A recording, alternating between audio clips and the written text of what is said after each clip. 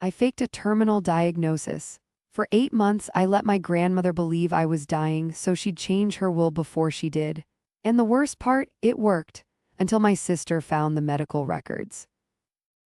Okay, so before you lose your mind, and I know you're about to, just let me say one thing. I was not doing this out of greed. Gran had already told me point blank that she was leaving the house to a cousin none of us had seen since 2014.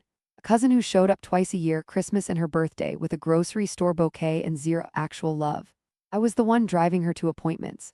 I was the one sleeping on her couch when she had her hip surgery. Me. So yeah, I made a decision. I'm not proud of every part of it, but I'm not going to sit here and pretend it came from nowhere.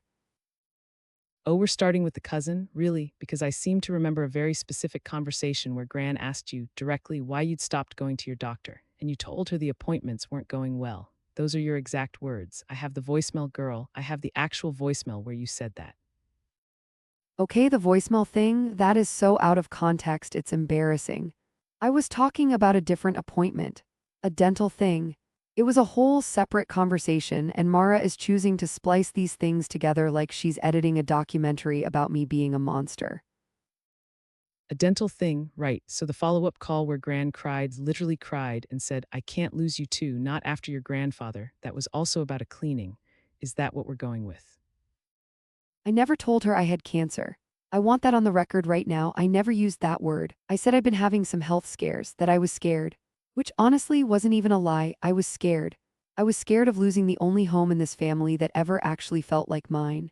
Gran's house is where I spent every single summer. It's where Mom used to bring us before things got bad. And it was going to go to Marcus, who couldn't name one dish Gran makes without checking Instagram. She added you to the deed in October, sis. October, and the day after, the literal next day, you were magically feeling better. You texted me, things are looking up. I saved that too. You want me to read the timestamp? The timing looks bad, I know how it looks. But I had genuinely been anxious for months, and when something resolved, yeah, I felt better. That's allowed. And okay, listen, I see you gearing up before you say it. I know that Gran cried when she thought I was sick. I know that. That part I think about that a lot, more than you'd probably believe. She bought you a blanket. Do you remember that? She went to that little shop downtown and she bought you this specific blanket because she read that weighted blankets help people going through treatment. She gave it to you and she said, and I was there, I heard her, she said, I want you to have something warm when I'm not around to be warm for you. That's what she said, while you were lying to her face. Yeah, I know about the blanket. I still have the blanket. I sleep under it actually, which I understand is, I get how that sounds. I'm not going to defend that part. I'm trying to explain that the whole picture is more complicated than Danny conned a sweet old woman. Gran loves me. She wanted to give it to me anyway. She needed a reason to do it that made sense to her without starting a war with the rest of the family. I gave her a reason. Oh my God, you are actually telling yourself that. You gave her a reason. Girl, she sat Shiva for you in her head. She started sorting through her jewelry box to figure out what to leave you. She told me she was glad she'd have enough time to say goodbye properly. That's not a woman who needed a push. That's a woman who thought she was watching her granddaughter die, and you let her sit in that for 8 months. What was I supposed to do? Walk up to her and go, what? Hey, Gran, just so you know, Marcus is going to sell that house the second you're gone, and none of us will ever see it again. Good talk. I tried the honest version, Mara. I had that conversation a year before any of this. I sat down with her and I said, I want to be here for this house. I want to take care of it. And you know what she said? She said, we'll figure it out. Which means nothing. Which has always meant nothing in this family. So your move was to fake dying. That was the logical next step, not a lawyer, not a direct conversation with Marcus, not coming to me, fake dying. Coming to you, right, because you've always been so helpful with family stuff. Because when Mom and Gran stopped speaking for 3 years, you were right in the middle fixing everything. Oh, wait, no, you moved to another city and texted LMK how it goes. So, yeah, coming to you was really high on my list. Do not make this about me right now. I'm just saying you don't get to parachute in with receipts and a moral high ground when you were fine. Fine, I'll drop it. The point is, I did what I did and it worked, and Gran is happy and the house is still in the family, and I'm the one who's going to be there to actually take care of it. That part doesn't change no matter how many voicemails you have.